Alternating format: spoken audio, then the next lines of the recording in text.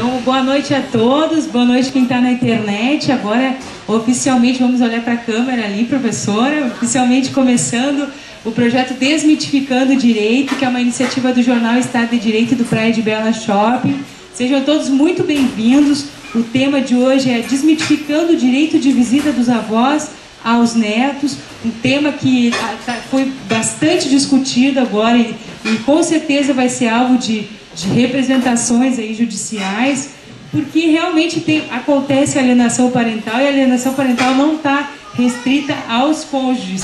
Quem está aqui do meu lado é a professora Delma Silveira Ibias, é advogada especialista em Direito de Família e Sucessões, pós-graduada pela Universidade Federal do Rio Grande do Sul e pela Academia Brasileira de Direito Processual Civil. Ela é professora do curso de pós-graduação em Direito de Família da Faculdade ESAD, presidente do IBDFAN aqui da secção Rio Grande do Sul, autora de livros, de artigos, e a gente vai sortear um livro aqui. Quem está assistindo na internet depois vai poder também ter acesso ao nome dos livros, e daí já vou pedir para tu dizer eles para mim. E é diretora da IARGS, Instituto dos Advogados do Rio Grande do Sul, presidente da Comissão Especial da Mulher Advogada da OAB. Que bom, né? Acho que fico feliz que o espaço aqui esteja lotado, né? É uma satisfação para o jornal receber vocês, receber a professora, e seja muito bem-vinda nesse espaço. Como eu falei, tem uma duração de 1h30, mais ou menos, 40, 50 minutos a professora vai estar explanando sobre o assunto, depois abre para perguntas. Temos o sorteio do livro Família Contemporânea, uma visão interdisciplinar, que tem artigo da professora. Direito de Família, Diversidade e Multidisciplinariedade, também, todas são coordenações do IBDFAN, Seção Rio Grande do Sul. Mapas Mentais e Memorização para Provas e Concursos, do Felipe Lima e William Douglas, que é da editora Ímpetus, e o Roberto Witt, Inglês para Concurso, uma abordagem prática, também da editora Ímpetus. Professora, muito obrigada mesmo, eu fiquei muito feliz quando tu aceitou o tema. Ela já tinha enviado um artigo sobre o assunto e eu imediatamente convidei, porque a gente vê isso acontecendo, né? E não é uma coisa que é uma coisa, um direito abstrato, né? Quem tem família sabe que isso acontece, e eu vou ficar muito feliz hoje, estou muito feliz já que a senhora está aqui, e fique à vontade, o espaço aqui é todo seu. Obrigada.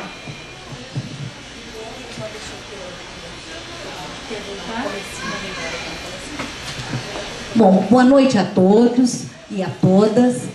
Eu estou vendo esse auditório maravilhoso aqui.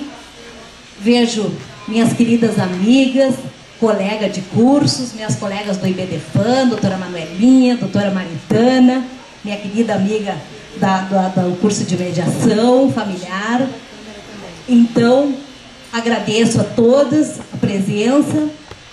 E vamos conversar, então, sobre temas de direito de família, que são sempre temas interessantes e muitas vezes um pouco espinhosos. E eu digo assim, ó, que esse negócio de a gente falar para as pessoas e para a câmera é meio complicado, né? Mas vamos tentar dar o recado, né?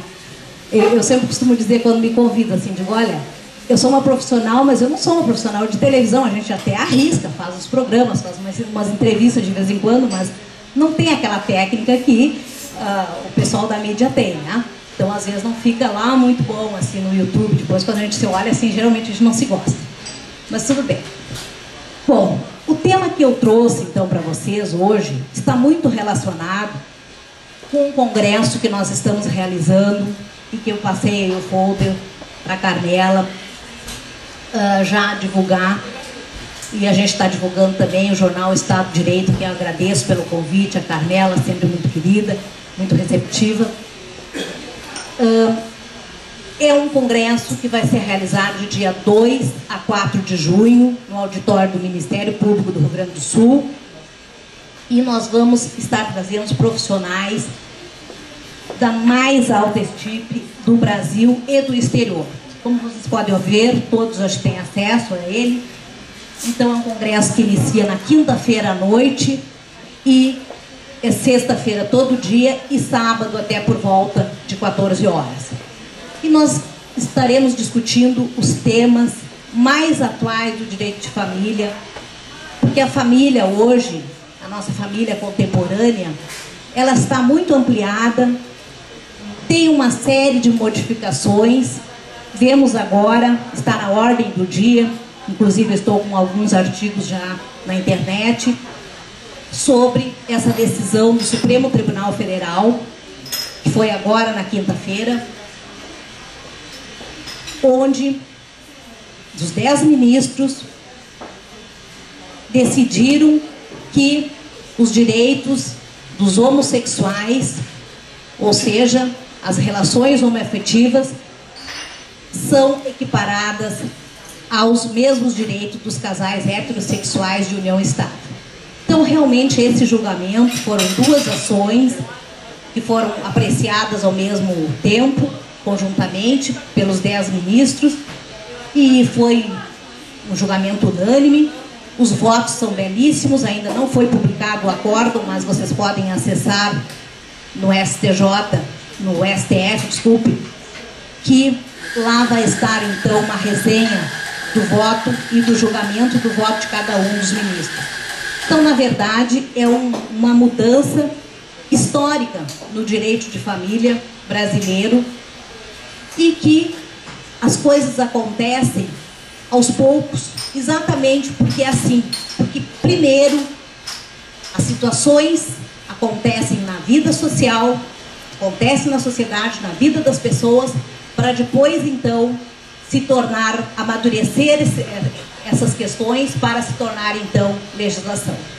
E, às vezes, ainda de uma maneira um pouco perversa, como foi agora, onde o Supremo Tribunal Federal legislou, digamos assim, ao invés de ser o Congresso Nacional. E isso por quê? Porque os nossos deputados e senadores não tiveram a coragem e a ousadia de enfrentar um problema tão polêmico como esse. E nós sabemos que nós temos bancadas religiosas no Congresso Nacional e que eles confundem um pouco a moralidade, o sentimento religioso com o sentimento moral. Então não se trata das pessoas ser a favor ou contra, ou acha aprova, reprova. Não, não é essa a questão. A questão é que o problema existe, as relações homossexuais existem, os casais homoafetivos estão aí e eles são cidadãos como qualquer uma outra pessoa, então deve ter sim os seus direitos garantidos. Bom, no dia 28 de março, então, ocorreu a aprovação dessa legislação que eu não sei, Carmela, não sei se de repente não ficava melhor eu ficar naquela parte ali com o norte, porque é por causa da tua câmera. Te vira com a câmera. Tá. Tá dando microfonia também, eu acho, com a caixa, né? Com a caixa. Esse barulho tá bem. Sadia? Chegar mais pra cá. Chama o Sadia pra mim. Tá dando microfone. Acho que é. Tá dando, vamos ver. Tá dando aqui também. Eu acho que o rapaz do som dá uma mexidinha lá para ver se melhora. Pode continuar. Bom, então, a lei número 12.398 de 2011, então, que garante aos avós o direito à convivência com seus netos. Então, essa nova lei trouxe 2 alterações, uma no Código Civil, outra no Código de Processo Civil, como vocês podem ver aí, então, dando nova redação a esses artigos. E, então, tornando esse direito, que já existia até em alguns julgados, algumas jurisprudências, já havia sido deferido, então, direito de visita a alguns avós. Mas, na verdade, eram casos muito pontuais e muito escassos. Por quê? A maioria dos julgadores, quando entrava um pedido nesse sentido, eles se reportavam à legislação. Diziam que não tinha legislação, então, que prevesse esse tipo de benefício aos avós e, consequentemente, com isso, então, acabavam indeferindo esse pedido. E qual não foi a ansiedade social e os movimentos e as postulações para que, então, essa legislação fosse regulamentada. E ela veio em boa hora. Então, num dos artigos fica dito que a guarda e a educação dos filhos, regulado o direito de visitas, que no interesse da criança ou do adolescente pode, a critério do juiz, ser extensivo a cada um dos avós. Então, agora não existe mais nenhuma sombra de dúvida que está na legislação, o direito está assegurado e basta ser requerido. Então, esse requisito, digamos assim, essa regulamentação não acontecia antes. E por quê? Quando os casais decidiam separar, não se via, não se falava, poucos eram os advogados que lembravam dos avós. Então os avós nunca eram lembrados. Eles iam lá, acertava a partilha, acertava a visitação, acertava a pensão alimentícia, e os avós eram esquecidos nessa hora. Não chegava uma petição dizendo assim: o pai tem direito de visitar os filhos a cada 15 dias e no meio da semana leva para um pernoite, passa as férias escolares, passa as férias de inverno, fica um mês de verão com um mês com outro. Enfim, era assim só que se via. Mas nunca se falava nos avós. Fica um fim de semana com os avós, fica durante a semana, fica um período de férias na praia. Quer dizer, isso não se via. Então eles eram realmente esquecidos, né, nessa hora de ir para o judiciário. Quando existia consensualidade entre o casal, que eram casos bem mais raros, não tinha problema, isso até ocorria na prática. Porém, quando existia litígio, que é a maioria dos casos, porque a gente sabe quando o casal vai separar, as consensuais são realmente, vamos dizer, entre aspas, porque, na verdade, os litígios sempre existem. Então, a gente, quando consegue fazer uma separação com menos litígio, tem que se sentir muito satisfeito. Então, naqueles casos em que nem os pais não se entendiam para regulamentar as visitações para os filhos, imagine, então, os coitados dos avós. Esses não eram lembrados mesmo. E, como não tinha legislação, imagine que eles iam ingressar para uma lide litigiosa, para um processo litigioso, pleiteando algo que era uma invenção, uma solução, uma modernidade da jurisprudência, e não, então, da legislação. Bom, essas visitações, na verdade, vamos ver se esse melhorou. Ah, não, acho que esse melhorou. O microfone. Conseguiram diagnosticar o problema. Então, assim, ó, o que acontecia? Passava-se despercebido a questão dos avós. E os profissionais da saúde mental, e aqui todos eles de uma forma multidisciplinar, então os psicólogos, psicoterapeutas, os assistentes sociais, os médicos de família, todos são unânimes em dizer, e os estudos estão aí para provar, que o convívio das crianças nessa família ampliada, ou seja, entre pais com os filhos, avós com os filhos, irmãos com os filhos, meio-irmãos, então toda essa família hoje moderna, que hoje separa, o pai logo arruma outra, a mãe logo arruma outra, cada um às vezes já vem com o kit completo, como nós costumamos dizer, ou seja, cada um já traz os seus filhos de um outro relacionamento e ainda muitas vezes tem filhos comuns. Então ficam aqueles meio-irmãos do lado de cá, meio-irmãos por afinidade e os irmãos então biológicos mesmo. Essa grande família é muito salutar que haja uma convivência, porque isso faz bem para o desenvolvimento da criança e do adolescente. E não vamos pensar só nos adultos, não. É um direito, claro, dos adultos terem os filhos, os netos, os sobrinhos, os afilhados em suas companhias. Mas é principalmente um direito maior da criança e do adolescente. Então, essa questão também não pode ficar esquecida. O Estatuto da Criança e do Adolescente, o ECA, está aí, prevê expressamente esse direito Os operadores na área do direito de família também sabem muito bem disso, mas, às vezes, a sociedade, os próprios pais, quando chegam em nossos consultórios, eles esquecem um pouco isso. Então, eles chegam dizendo assim, o meu direito de visita, o direito que eu tenho de ver meu filho, eu quero apanhar meu filho, eu quero ver mais vezes, eu quero isso, eu quero aquilo. Então, a gente tem que dizer, só um pouquinho. O seu direito é esse, mas o direito prioritário é da criança e do adolescente. Porque ele que está em desenvolvimento e esse convívio com essa família é imprescindível para o bom desenvolvimento dessa criança, para se tornar um adulto bem resolvido, um adulto com uma formação sólida, e não um adulto cheio de problemas. Então, nada mais coerente e prudente, né?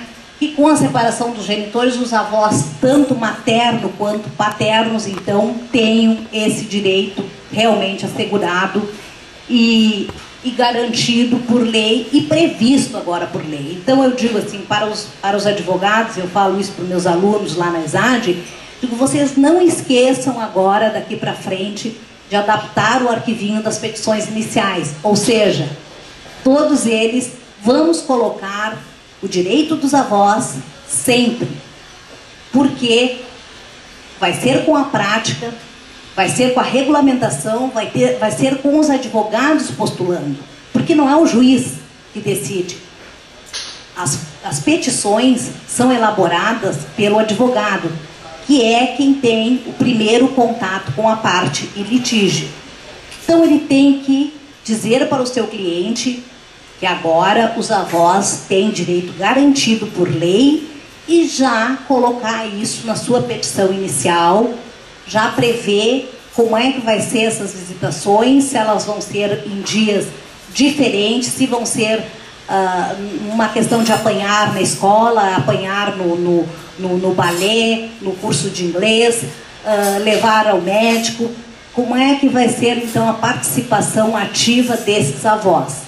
Óbvio que esses avós têm que serem consultados, eles têm que fazerem parte também dessa simbiose que é o processo judicial de separação. Então, não se pode fazer mais nada isolado. Vamos, então, botar em prática esse direito, que é um direito intrínseco dos avós e que veio realmente para beneficiar principalmente, então, as crianças mais do que os adultos. E a gente registra também que vale dizer que quem separa são os pais e não os filhos dos avós, nem dos padrinhos, nem do tio, nem dos irmãos, nem dos meio-irmãos. Porque isso aí costuma gerar uma grande confusão. Por quê?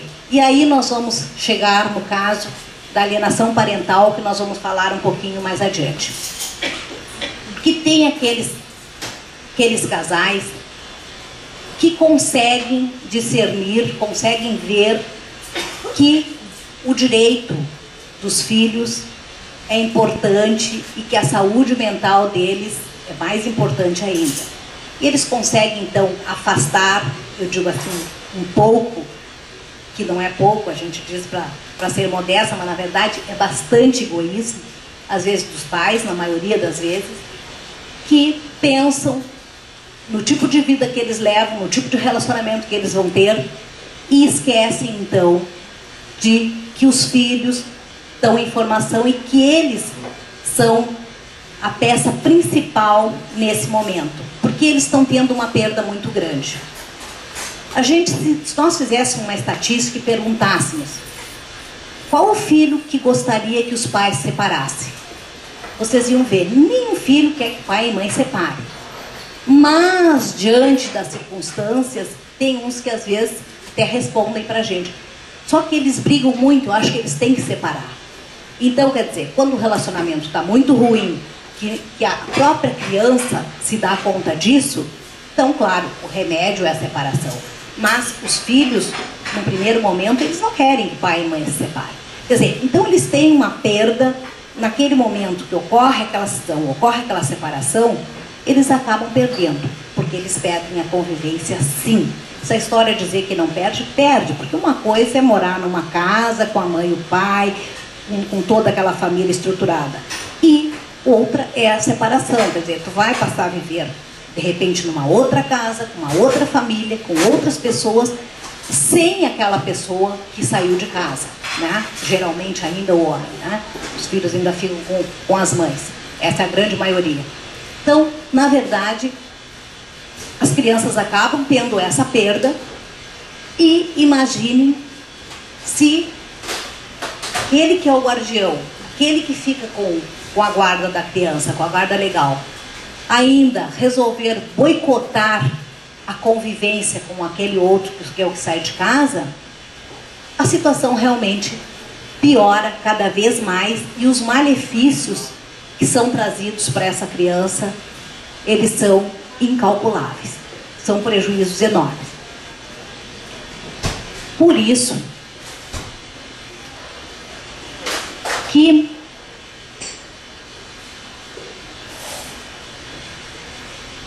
no caso aqui que eu estava falando, que a pensão alimentícia para o genitor, a gente regra o pai biológico. É uma outra faceta que se faz bastante presente e já tem algum tempo. Ou seja, quando um dos pais não conseguia atender as necessidades do filho através do pagamento da pensão alimentícia, recorriam-se aos avós. E geralmente, no caso concreto, que mais acontece, que nós vemos na prática, é o caso daquela mãe que fica com seus filhos e que o pai não paga a pensão por um motivo ou por outro, fica ela, geralmente os pais dela, portanto os avós maternos, lhe dando algum subsídio, alguma ajuda, e muitas vezes, então, essas mães vão ao judiciário para buscar aquele complemento de pensão dos avós paternos. Então isso ocorre bastante, todos aqui acho que já ouviram falar de julgamentos e até de casos que acontecem seguidamente. Vimos prender o avô porque não pagou a pensão alimentícia dos netos, ou coisas do gênero, prender a avó, aquela velhinha, porque não estava pagando a pensão dos netos. Então, existe isso já na prática. O que nós queremos dizer?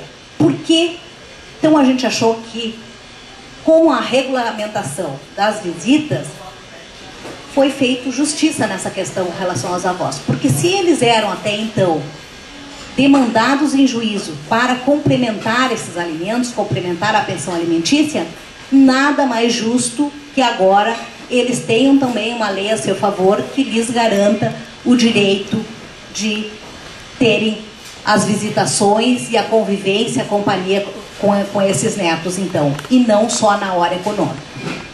E uma outra questão que eu gosto de frisar também é que esses alimentos pagos pelos avós, eles são chamados alimentos compensatórios, ou seja, eles são complementáveis.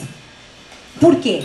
Porque não é aquele valor total que a criança precisa. Por quê? Porque a primeira obrigação é dos pais. Os pais é que têm a obrigação de manter os seus filhos e lhe dar-lhes todos o que eles necessitarem.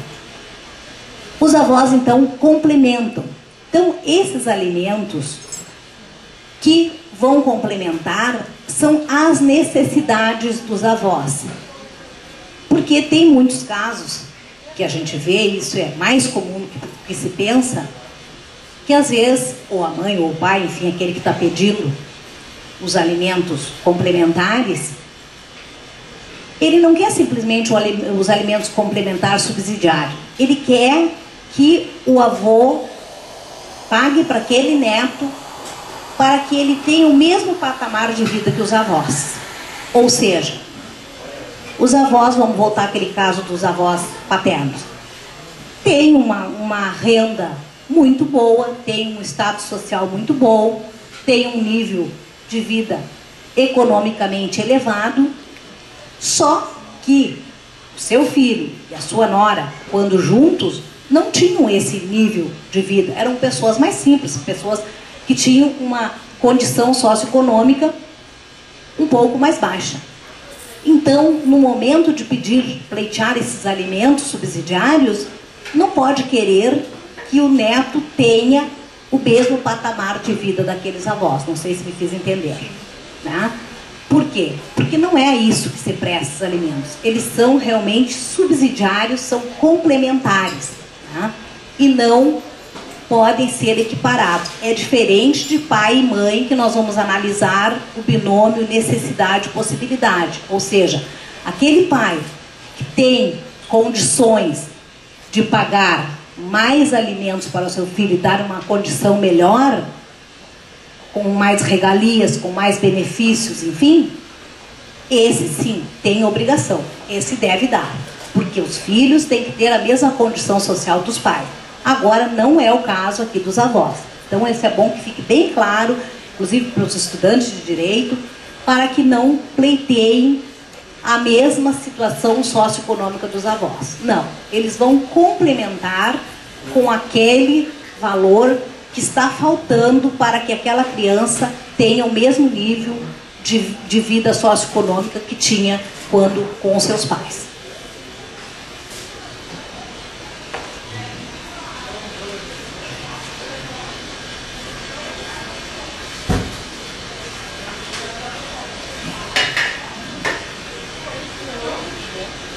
Bom, aqui então, com relação à manutenção dos laços com a família ampliada, então aquilo que nós já falamos antes, que a gente sabe da importância que é, então, como contribui essa convivência nessa família ampliada, né, para minorar aqueles efeitos nocivos que podem surgir na criação de uma criança ou do adolescente, né?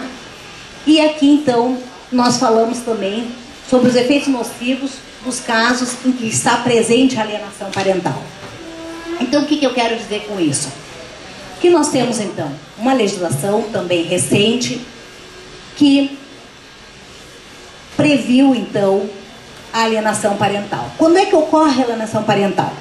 Então, é quando aquele que detém a guarda, o guardião, usa da criança para, através de efeitos psicológicos e de persuasão, implementar falsas verdades na mente daquela criança, daquele adolescente. Como é que isso é feito? Geralmente é o guardião, mas às vezes é o guardião, e às vezes o guardião não é necessariamente o pai ou a mãe, e também muitas vezes não necessariamente o guardião, mas as pessoas que estão no entorno. Então esse é um assunto bem delicado, que vai ser bem analisado pelo judiciário, pelas equipes multidisciplinares que atuam nos processos de família, porque os processos de família, hoje eles não atuam mais, os juízes, os advogados não atuam mais sozinhos. E por quê? Porque nós dependemos desses outros profissionais da saúde mental, que são os psicólogos, que são os assistentes sociais, que vão fazer os laudos, que vão fazer as entrevistas, que vão fazer as avaliações e dizer até onde é certo, até onde é errado, até onde aquele limite deve ser imposto ou não, qual é o melhor guardião, como é que faz as escalas das visitações. E no caso, então, desse guardião que fica colocando aquelas histórias fantasiosas e geralmente pouco verdadeiras, incutindo essas falsas verdades na cabeça das crianças e dos adolescentes. Então é muito comum. O guardião chega e diz: o teu pai não vem te buscar.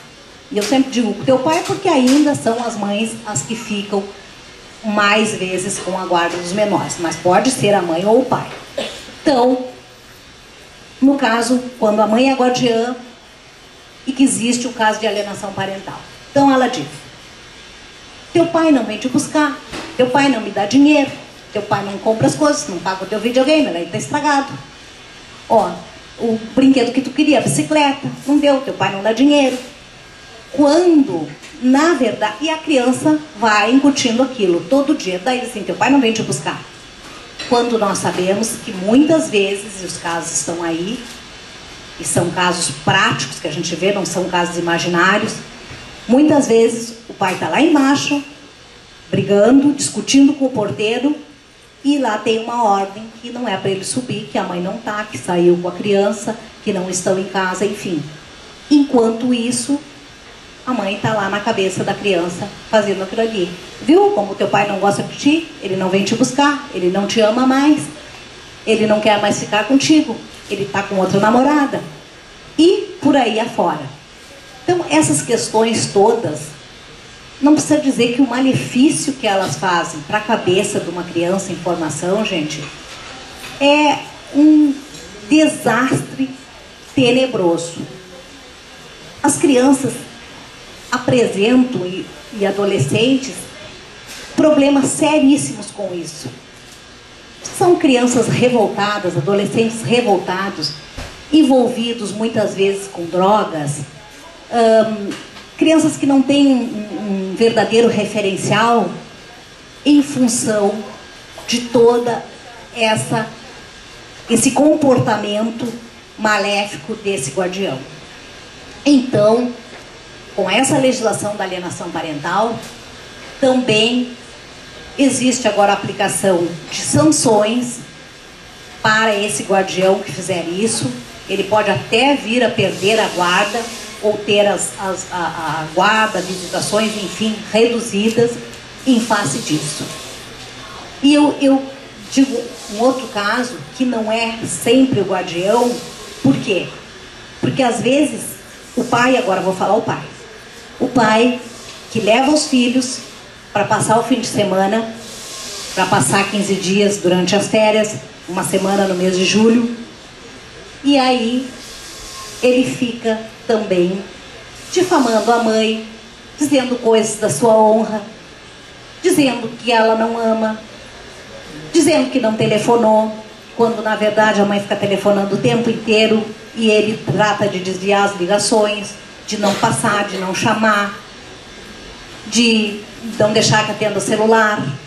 Então, esse pai visitador, em muitos casos, ele também é o alienador. Não tem senão que é só aquele que detém a guarda. Então, esses casos acontecem com bastante frequência também. Um outro caso, que daí não são nenhum dos guardiões, nem o pai nem a mãe.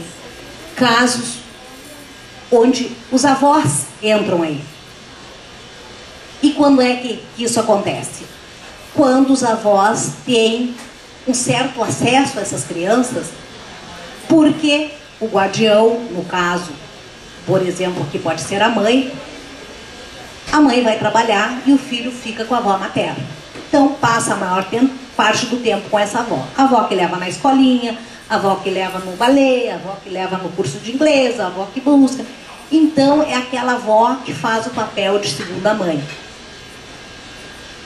Aí essa avó, em determinadas situações, possivelmente, porque o relacionamento dela com o genro, quando era genro mesmo, com todos os requisitos, possivelmente o relacionamento deles não era muito bom, né? Porque essa avó começa também a se tornar uma alienadora. Ela começa a implementar todos os dias uma história em desabono da conduta daquele pai. E aquilo vai, e vai, e vai. Com o tempo, a criança realmente acredita naquela história. O impressionante da alienação parental é isso. Porque, pela repetição, a criança vai formando uma convicção de que aquela história é verdadeira. Claro, e até porque ela não é uma história isolada. Geralmente ela é uma história que vem junto com atitudes. Então a mãe não diz assim, teu pai não te ama, ele não vem te buscar, e o pai está ali e sai passear com o filho bem faceiro. Não, ela não deixa ir, ela inventa uma história, ela mente, ela tira a criança de casa, enfim. E culpa tudo como se fosse o pai.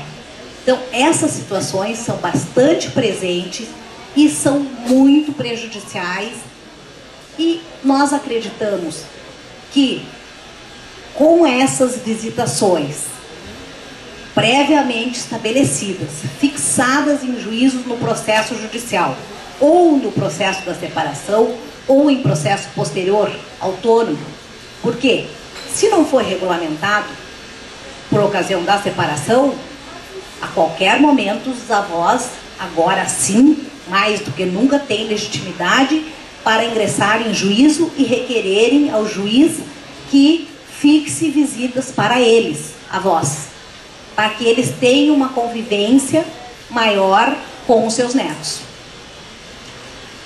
Em isso acontecendo, esse avô, ele pode sim facilitar essa convivência, estreitar esse relacionamento, porque ele pode ser um condutor para tentar amenizar essas questões de alienação parental.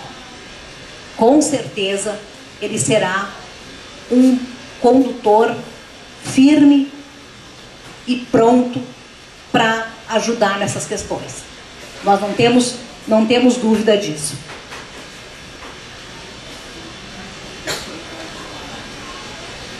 Então, aqui eu falo sobre a alienação parental, o que é, né?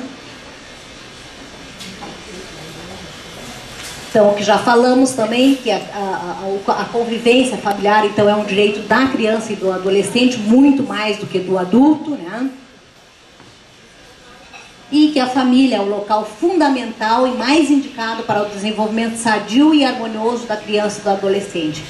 Isso aqui, gente, é muito importante. Se todos os pais conseguissem se conscientizar desse papel e do resultado dessa postura e desse comportamento, com certeza os nossos processos judiciais, as nossas crianças, os nossos jovens seriam muito mais bem resolvidos.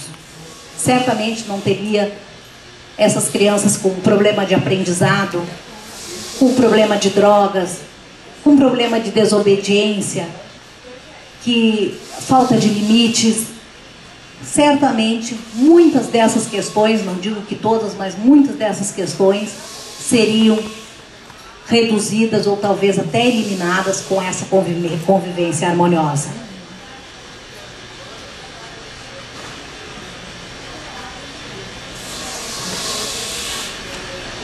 E nós dizemos então que crianças e adolescentes felizes e saudáveis são a garantia de um futuro melhor e de um Brasil mais maduro, consciente e promissor.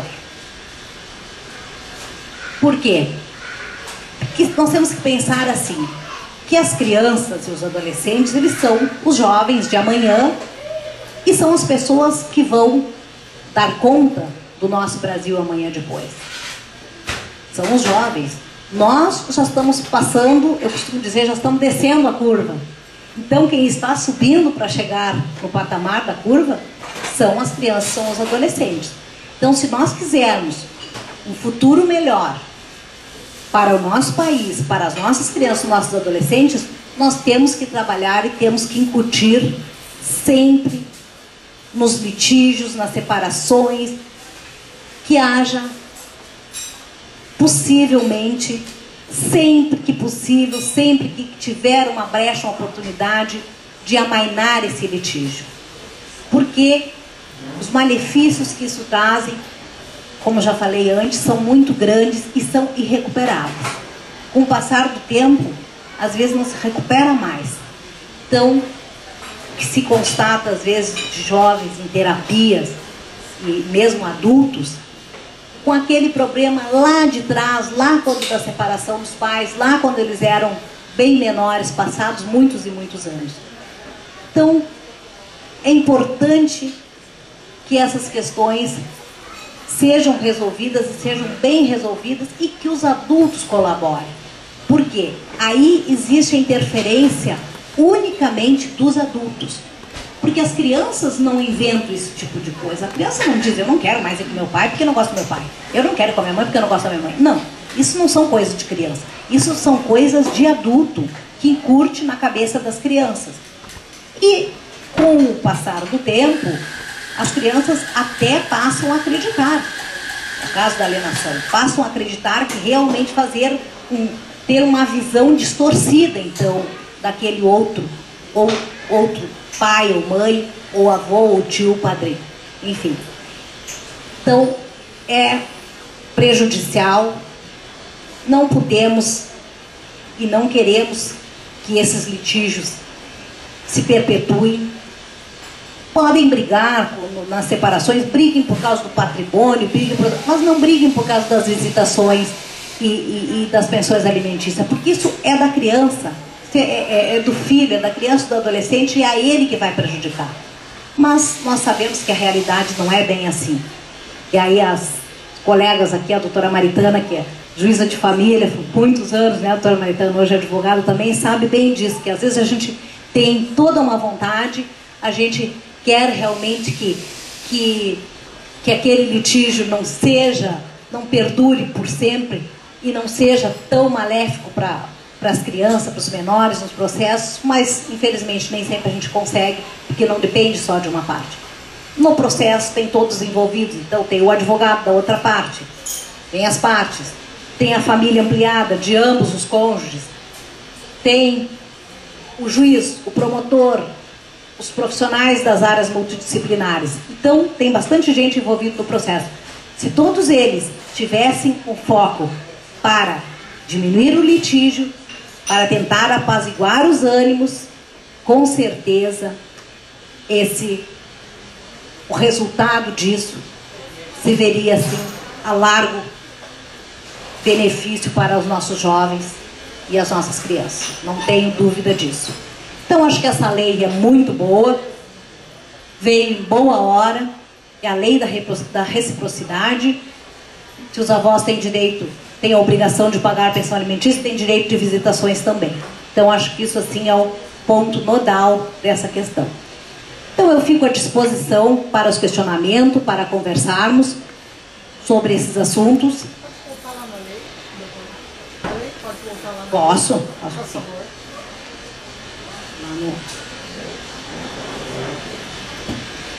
Aqui? Tá.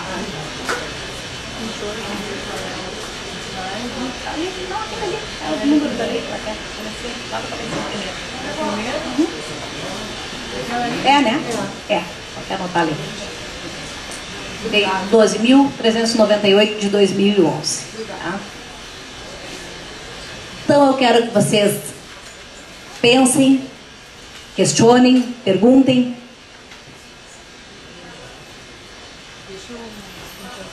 Quero pedir uma salva de palmas para a professora. Dizer que eu gostei muito da palestra. Eu acho que a gente tem... Eu quero ver se vocês têm perguntas. Quem tem pergunta, para levantar a mão. Quem tem, que eu vou passar o microfone logo, daí vai pensando enquanto eu vou fazer a minha pergunta. Quem pergunta ganha brinde. Ó, quem pergunta, assim, então vamos fazer assim. Quem pergunta ganha brinde. Então vamos mudar. O primeiro vai ser o livro da professora, que é o Família Contemporânea e uma Visão Interdisciplinar. Então, gente,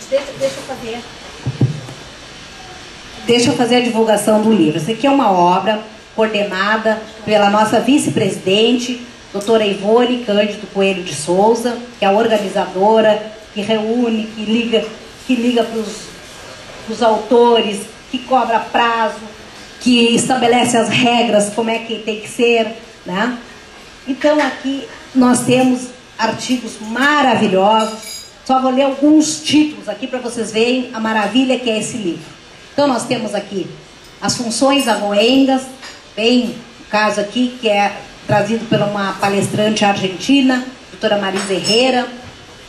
Vínculos multigeracionais, a família tratada pelos afetos, que é da doutora Ivone Coelho de Souza. Nós falamos sobre assistência reprodutiva e ancestralidade, os vulneráveis e a convivência familiar. Aqui falamos da educação infantil e da família, a perspectiva jurídica da relação e da garantia do direito da educação, da alienação parental, que eu acabei de falar aqui, então tem artigos específicos. Então, temos adolescentes e a sociedade, então a questão das drogas, a questão do excesso de marketing com os adolescentes, temos os conflitos familiares, então aqui temos o processo da mediação, muito importante, hoje em toda a área, mas principalmente nessa área de família também. Então aqui tem um capítulo todo sobre a mediação familiar.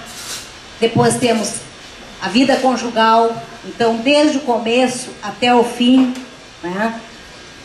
Terminando aqui com a emenda constitucional 66, que foi a que introduziu as modificações, as alterações na lei do divórcio do Brasil.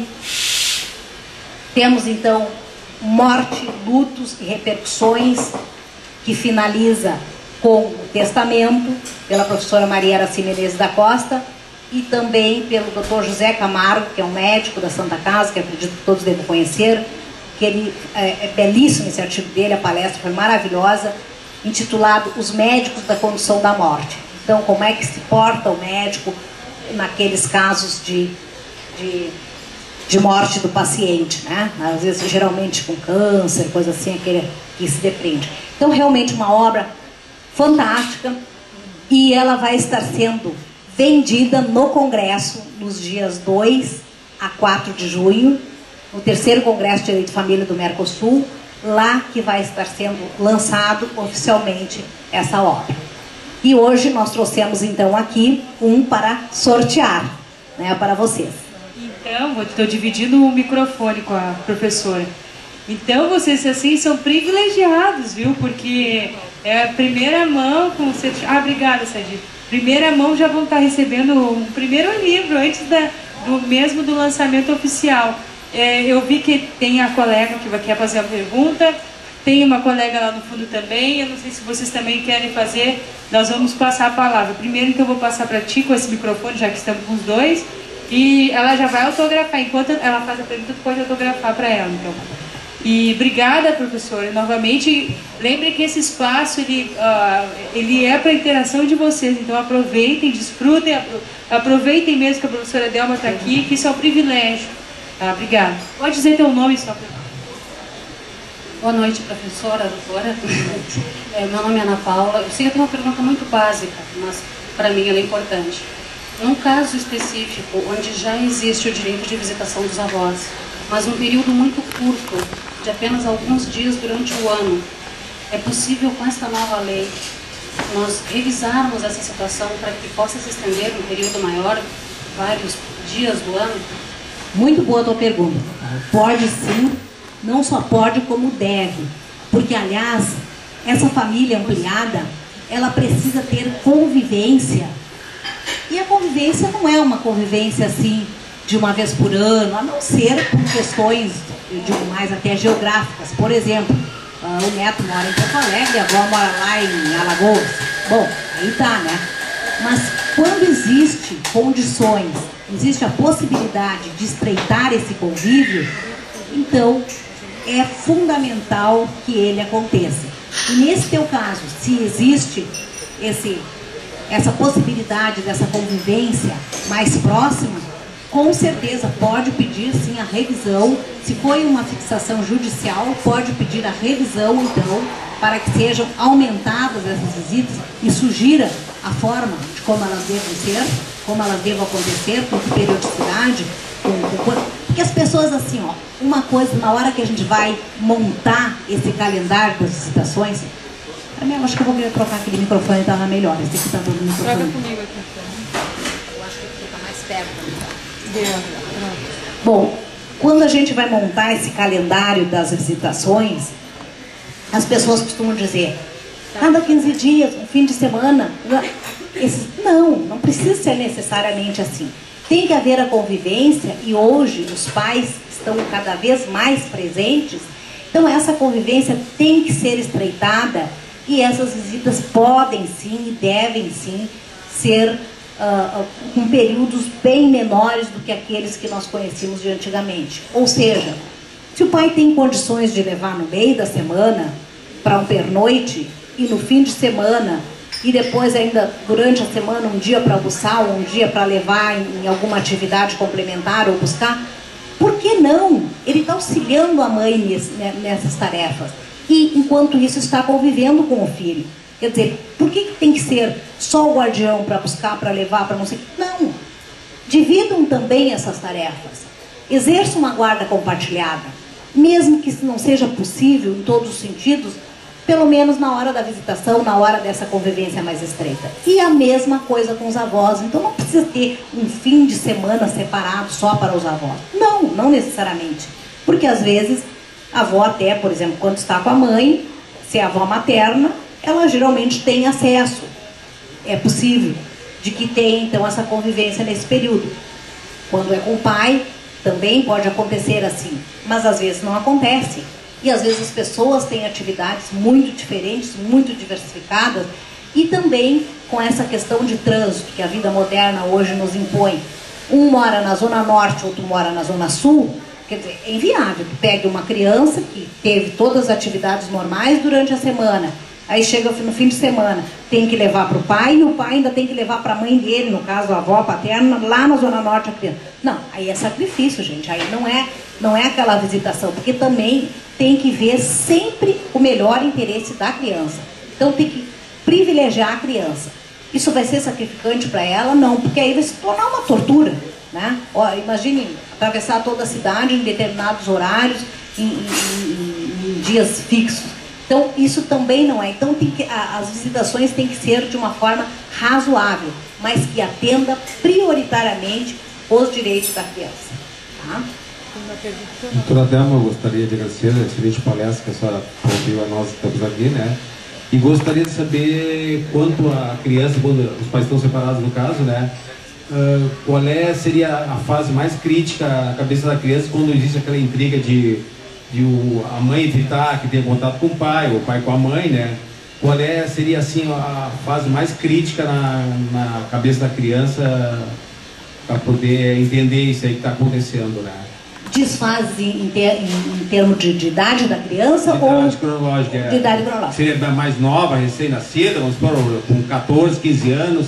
Teria alguma fase mais crítica ou todas as fases são complicadas? Todas as fases são prejudiciais. Muito boa a sua pergunta. Todas as fases são prejudiciais.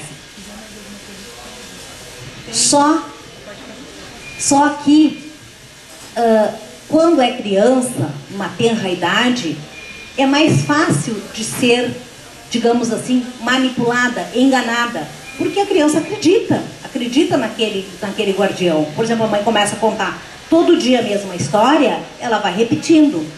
Adolescente também é perigoso.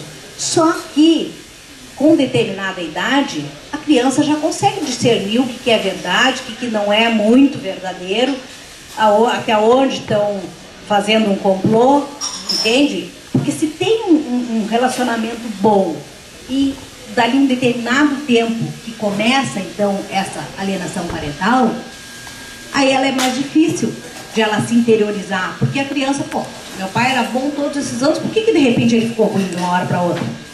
Entende? Então é mais difícil. Então geralmente é na tenra idade ainda que as crianças, que eles começam toda essa programação para que a criança venha a deixar de gostar e até odiar o outro. Então começa com criança, mas vai até a fase adulta. E nós temos casos. Tem um filme sobre alienação parental, que é bastante visto, que ele fala assim, ó, as adolescentes e as mocinhas, elas dão depoimentos dizendo assim, que quando elas chegaram lá nos seus 16, 17 anos, elas foram por conta própria investigar por que aquele pai lhe abandonou, por que não foi atrás, por que não insistiu com o processo judicial para visitá-los. E aí, quando elas vão descobrir, vão investigar isso aí, elas começam a descobrir que a história não era bem assim. A história que elas acreditaram, que sempre lhes foi contada durante toda a vida, que não era verdadeira. Aí elas começam, aí obviamente vão descobrir a verdade. Sempre tem os parentes que sabem, os amigos, enfim.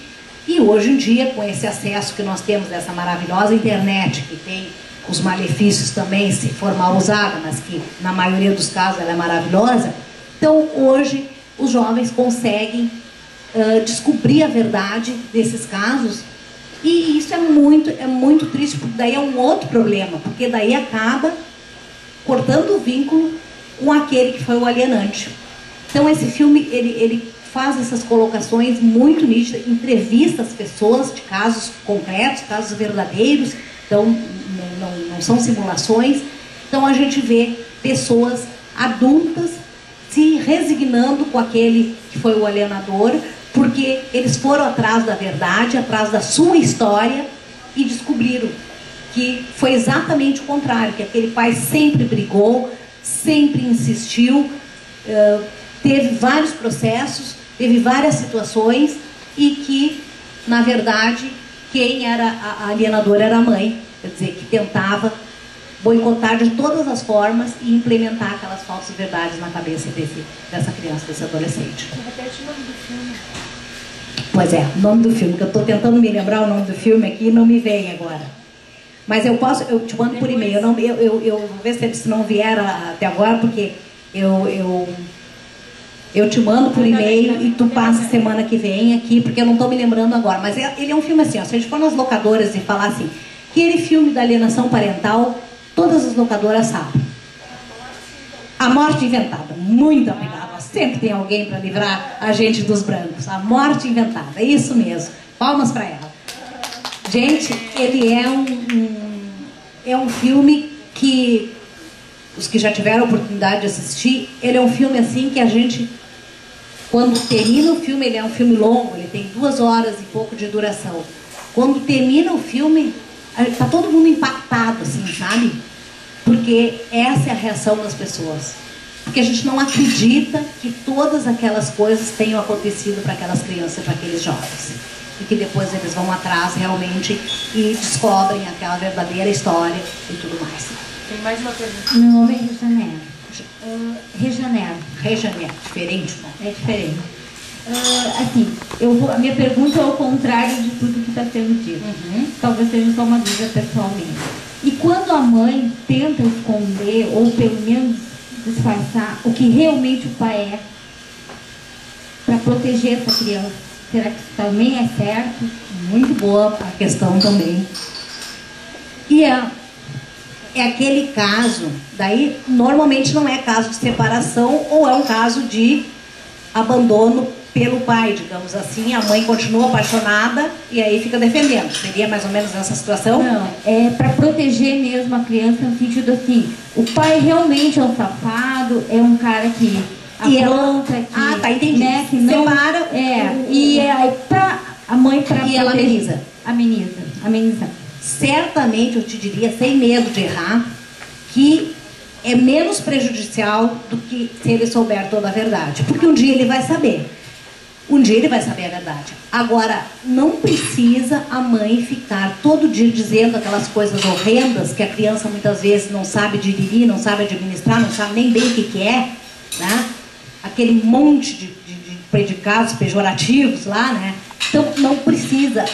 Se ela amenizar, claro, não precisa ficar elogiando, porque daí também é mentira, né? Daí é uma outra falsa verdade também, né?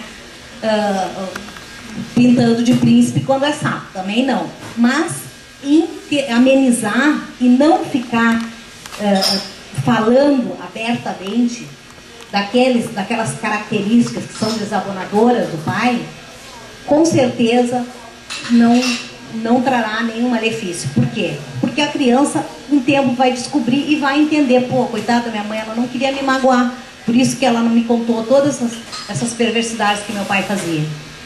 Então, veja que o posicionamento da criança vai ser de proteger a mãe, de até sentir pena da mãe. Pô, coitada, como ela sofria calada, não contava nada. Tudo isso, meu pai era um canalha e ela não dizia isso. Ela nunca me falou mal do meu pai. Que, aliás, o que a gente recomenda que pais e mães, principalmente separados e avós, não fiquem falando mal um do outro. Então, esse é o ideal, porque a gente sabe que tem, e quando separam, um fica com uma resignação do outro, mas não fale isso para as crianças. Para as crianças é muito prejudicial para a cabeça delas. Porque o que são? É um príncipe, um rei, uma princesa, uma rainha. Mãe e pai para as crianças são as pessoas mais lindas, mais certas, mais maravilhosas do mundo. Essa é a imagem que as crianças têm do pai e da mãe. Então, deixem eles crescerem com essa imaginação e deixem eles irem aos poucos descobrindo, até porque eles também vão amadurecendo, vão saber que ninguém é perfeito o tempo todo, mas pelo menos eles vão descobrindo por si próprios no momento que vão amadurecendo. Então, não fica aquele prejuízo, aquela lacuna tão grande na mente dessa criança, desse adolescente. Então, é preferível amenizar, omitir, do que botar tudo para fora e denegrir a imagem. É menos prejudicial. Alguém gostaria mais de fazer uma pergunta nesse momento? Professora, eu vou pedir para a senhora deixar o seu e-mail, se for possível, para quem está aqui presente e até para quem está na internet e que não vai conseguir enxergar. Não vai conseguir chegar. Então, meu e-mail é Díbias, que é o D de Delma e Íbias do sobrenome, né? Díbias, @redemeta, tudo junto, redemeta.com.br. Díbias, @redemeta.com.br. Faça. Pode fazer, não tem problema. Por exemplo, Seu nome? Olete. Doutora, é o seguinte, a avó, por exemplo, paga a pensão para os netos. Ao chegarem à maioridade, essa avó não tem mais obrigação de pagar os alimentos. Mas se ela quiser continuar pagando, nada impedirá. Ela teria, assim, até uma idade que ela teria a obrigação, só até os 18 anos, no caso, maioridade, atualmente, ou ela pode, por livre e espontânea vontade, continuar pagando. Muito boa a tua questão. Os alimentos, no momento que eles são fixados judicialmente, eles não podem serem deixados de pagar sob pena de se a pessoa vir a sofrer uma execução daqueles alimentos que ela deixou de pagar. Então, sempre que existe uma decisão judicial fixando alimentos, eles só podem ser alterados por outra decisão judicial. Então, a questão dos 18 anos, nós sabemos que não é bem assim que funciona. 18 anos serve para a maioridade civil, mas não para a independência. Porque nós vemos hoje os nossos jovens com 18 anos, eles não têm independência econômica ainda. Então, quando muito, fazendo um pré-vestibular ou ingressando na faculdade ou fazendo um estágio, recebendo uma meia bolsa, alguma coisa desse tipo. Então, realmente, eles não têm condições ainda de se autossustentar. Então, eles precisam sim da pensão. Aí é uma questão de análise se essa pensão, estamos falando desses alimentos complementares pagos pelos avós ou não. Porque, às vezes, esses alimentos complementares, subsidiários, pagos pelos avós, precisa por um determinado tempo. Por exemplo, quando o pai ficou desempregado, ou então tinha 2 empregos, perde um, fica com só um emprego, reduz a renda em 50%. Quer dizer, então, naquele período. Mas aí, sempre terá de haver uma ação judicial para, ou então, revogar esses alimentos, né? Ou então alterar, reduzir, né? Mas sempre através de uma ação judicial, nunca de forma automática. Então, e a idade também ela vai ser muito relativa. Nós dizemos hoje que a grande maioria dos processos e que se vê é por volta de 24 anos, mas vai ter que ser analisado o caso concreto sempre, porque às vezes tem jovens com menos idade e que já têm condições de se autossustentarem. E também o caso contrário, aqueles que têm um pouco mais de idade, mas por algum motivo não conseguiram ainda concluir a faculdade, ou um curso profissionalizante, ou não estão ainda bem inseridos no mercado de trabalho, então precisa às vezes mais um pouco. Então isso é muito relativo, daí o juízo que vai analisar cada caso concreto, então, quando chegar a hora de ou exonerar totalmente ou revisar para um valor menor ou coisas do gênero, né? Mas nunca automaticamente, sempre via judicial. Nem exoneração, nada é automático. Fique só através de decisão judicial para modificar, tanto para alterar, para reduzir, para exonerar, também através de uma outra decisão judicial. Nunca automaticamente. Eu quero, uma pergunta que eu tinha para fazer para a professora estava relacionado mesmo a essa questão de como é que vai descobrir o período que é mais prejudicial e também nesse sentido de verificar como é que um terceiro, né? Daí vem a mediação, né, que eu me lembrei da palestra do professor Conrado Paulino da Rosa falando como a mediação é importante para as relações não só, né, de família, mas principalmente, e como faz a diferença para solucionar as controvérsias, né, e tentar evitar todo esse prejuízo para essa criança.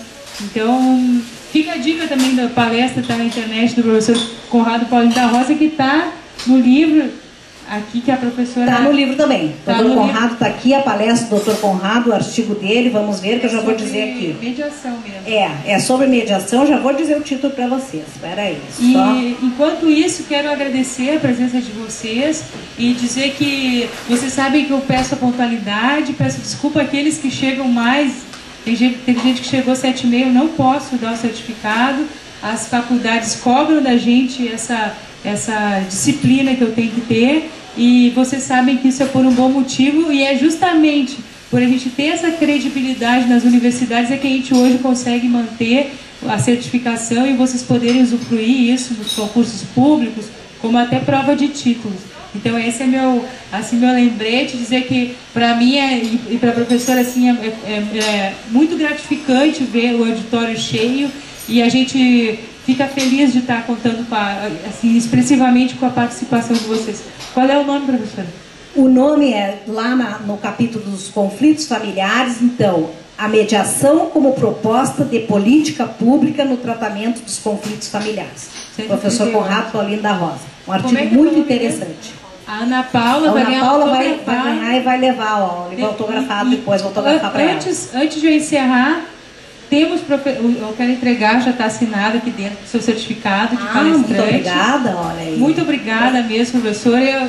Assim, uma pequena recordação e a gente vai estar disponibilizando na internet o vídeo, as fotos. Muito bonito o certificado, bem colorido.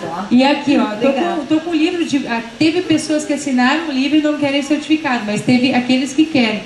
Então, no total de pessoas que assinaram o livro foram de 1 a 28. E lógico, a professora não vai ver quem são esses, para ter a imparcialidade do presente. Então a gente tem, professora, esse primeiro livro... Não assinaste o livro? Então tem que assinar. Eu vi que a senhora chegou... Então, tem que ser só assina o primeiro nome e depois a senhora termina de assinar, porque eu não posso atrasar. E eu fiquei passando, reforcei a chamada aqui e vi que a senhora estava aí desde o início. Então, eu só peço a compreensão de quem chegou depois das 7h20, que não tem realmente como eu fazer isso. Então, nós temos de 1 a 29 pessoas para concorrer ao livro, aos 3 livros. Então, o primeiro livro que a gente vai sortear, eu preciso, professora, de um número de 1 a 29. De 1 a 29. Então, 27. Tá, 27 é a Rosana Xavier do Canto, é isso? Olha lá. Rosana, era esse vai que sair queria? Falando inglês. Era esse que eu queria mesmo, será? Tomara que seja bem... Do Roberto Witt. Espero que seja útil, viu? Obrigada pela presença. Obrigada. Mais um número, professora, de 1 a 29. Um baixinho agora. 7. O 7 é a Ana Carolina Sanhudo Alves. Olha ali, Ana Carolina quietinha ali, ó. Viu? É parente do professor Sanhudo? Não. Ele é de Direito Civil, foi meu professor, tem lá da PUC, quem conhece. Ó, livro de memória, mapas mentais e memorização. Olha aí, ó, para concurso aí maravilhoso. Obrigada também, obrigada, editora Ímpetos, que doou os livros. Mais um número, professora, de 1 a 29. Vamos ao 29, então, o último. Olete. Olha ali, ó, viu? A gente foi sem querer. Eu ia dizer Eu ia dizer Tá o bem. 1 desse 29. Mas então olha, tá. quem não ganhou o livro, eu sempre Tem semana que vem. Valeu, viu? Olha aí, sempre então. falo para vocês, tem livros lá no escritório do jornal, a gente sempre recebe. E tem a Bruna, né, Bruna? A Bruna já é prova viva, está quase montando a biblioteca de livros aí. De livros que né? ganha aqui, então. Sempre ganha, então vocês fiquem sempre assim, estimulados, que a gente está sempre tentando, além de possibilitar, né, para uma professora como a professora Adelma aqui palestrando, também está dando um presente para vocês. E semana que vem tem mais sorteio de livro, hein? Que vai livros ser bons também que ficaram aqui para semana que vem. Sim, vai ser lá embaixo no palco do Praia de Belas, ali, sobre o sistema carcerário brasileiro, e vai estar o juiz corregedor Marcelo Marion, se não me engano o sobrenome, Sidney Brususta, aquele que teve uma decisão bem polêmica, que ele soltou presos, né, não mandou prender que não mandou esvaziar a cadeia. e que realmente estava complicada a situação. Eu agora me perdi o nome, mas se vocês lembrarem, vou precisar de ajuda. O chefe das casas prisionais da Defensoria Pública, que agora eu não estou lembrando, mas vou lembrar daqui a pouquinho, eu lembro. Então a gente vai estar... Não tem ninguém para ajudar aí, ó, aquela lá que ajudou lá. Daqui a pouco, dia 17, tá? 19 horas vai ser no palco. As informações estão no site, estadodireito.com.br, tem programação de junho. E a gente vai tirar uma foto com a professora. Peço assim, a participação de vocês para registrar esse momento. Eu tenho tirado a foto, daí vocês vêm para cá, eu fico do lado de cá e a gente tira a foto. Podem subir aqui nesse murinho aqui para a gente fazer uma foto bem bonita. Muito boa noite, obrigada pela atenção. Pode, claro, não, mas nós vamos subir ou vamos ficar? Não, eles vão para trás, nós vamos ficar aqui. Ah, então, olha aí, viu? Então, vamos lá. Então vamos lá.